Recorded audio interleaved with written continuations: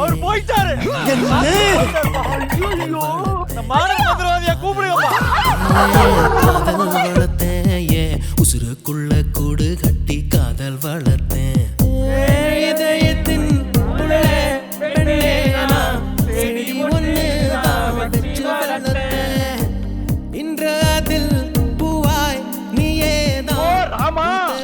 இந்த மாதிரி கரிசன பசங்களோட எல்லாம் கூட்டி சேர வைக்கிற